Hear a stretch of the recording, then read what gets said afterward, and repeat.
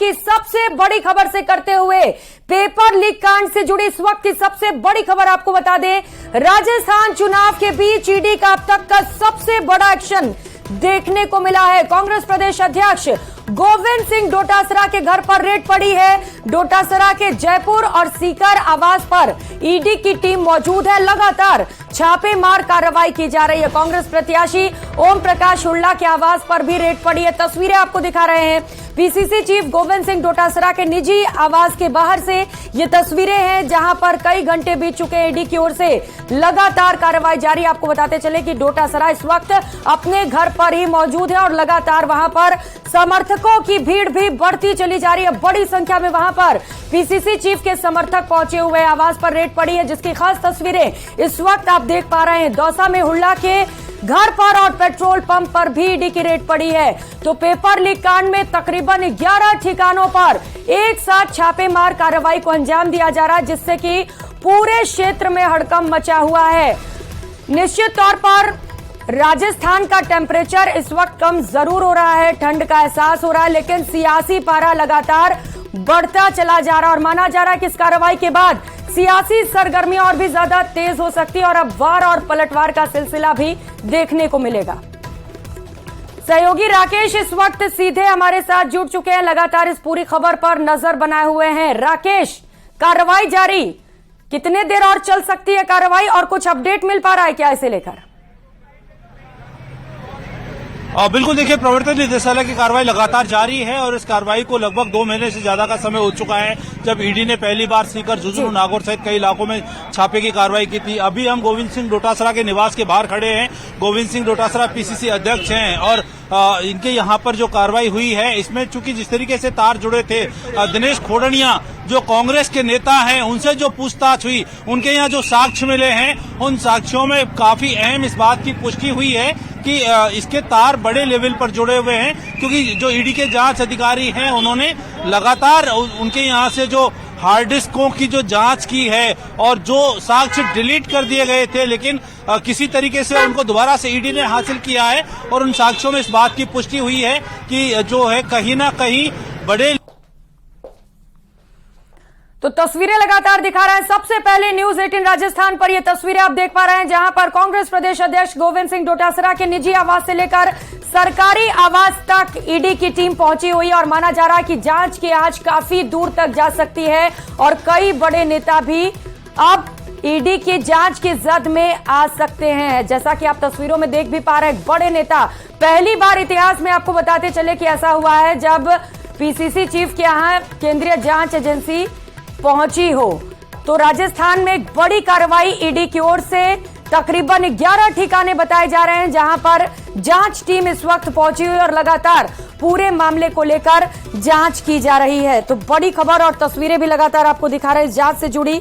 आपको बताते चले कि कल प्रियंका गांधी वाड्रा राजस्थान पहुंची हुई थी और वहां से 2 बड़े गारंटी उनकी ओर से दिए गए और माना जा रहा है कि अब माहौल बदल सकता है।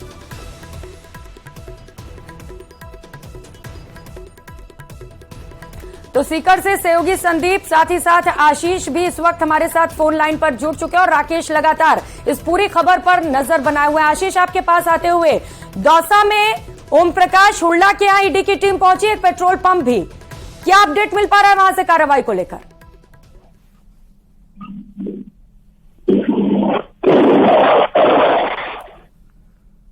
आशीष, आवाज पहुंच रही है मेरी?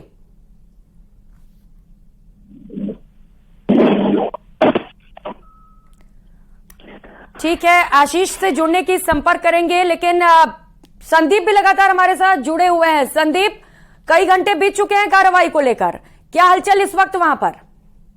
बिल्कुल, देखिए, पिछले 2 घंटे से ज्यादा का समय हो चुका है जब ईडी की टीम पहुंची थी और उसके बाद से लगातार जो कार्रवाई है वो यहाँ पर पीसीसी चीफ गोविंद सिंह डोटासरा के आवास पर जारी। और ये पहला मौका है जब चुनाव से ठीक पहले किसी को पार्टी के प्रदेश अध्यक्ष पर इस तरह की कार्रवाई की गई। तो निश्चित रूप से बड़ी संख्या में जो समर्थक है वो भी पहुंचे हुए, लेकिन जब हमारी बात हुई सबसे तो इन्हें यही कहा गया कि जो पीसीसी चीफ है उन्होंने खुद ने सबको किसी भी तरह की कोई रिएक्शन करने से इनकार किया, और ये बताया गया है कि जब तक जांच एजेंसी कार्रवाई कर रही है तब तक किसी तरह की कोई जो है समर्थकों की तरफ से कुछ नहीं किया जाएगा।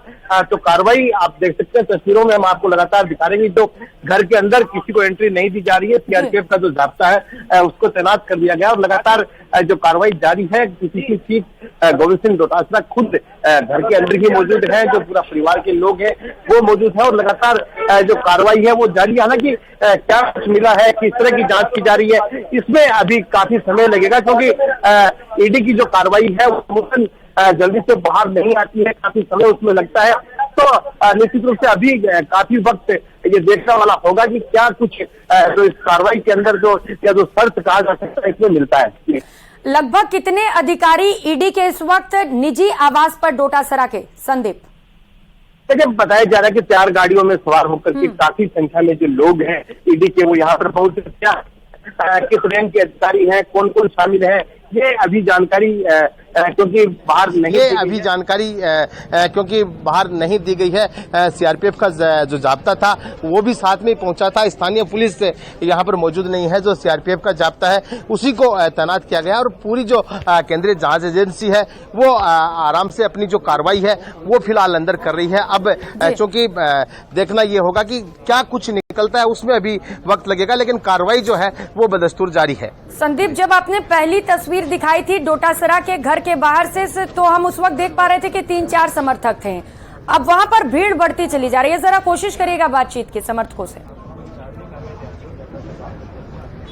देखिए, बिल्कुल जिस तरह से लोगों को पता चल रहा है, लोग यहाँ पर पहुंचेंगे, क्योंकि समर्थक जो है वो बार बार पहुंच रहे हैं। हम बातचीत करने की भी कोशिश करते हैं। चुनाव से पहले कार्रवाई हो रही है, क्या कुछ मानते हैं आप? ये सर द्वेषतापूर्ण कार्रवाई है, और ये जो राजस्थान सरकार जो दोबारा बन रही है और बीजेपी को एक वोकलाट का सिस्टम है, और गोविंद सिंह डोटासरा सच है, और सच हमेशा जितना दबाओगे उतना ऊपर उठेगा। क्या मानते हैं? जो केंद्र सरकार ने हमेशा ही, मोदी सरकार ने हमेशा ही ईडी का, सीबीआई का हमेशा दुरुपयोग किया है। तो रिएक्शंस भी सामने आने लग गए हैं। संदीप, कांग्रेस प्रवक्ता आरसी चौधरी ने इसे लेकर बयान दिया है, सुनाते हैं। This is act of the frustration, and Bharatiya Janata Party condemns. He has to give an unconditional apology to our the candidate Mr. Srisailam Gaur. Not only that, we have already filed a complaint. We are going to file an election petition also. This one, the complaint in ECA also, and our top leaders are making a note of it. Definitely, we are going to take an action, and then we are confined. People have confined. We will be confined this MLA so that he will not come out to even for campaigning in their constituency.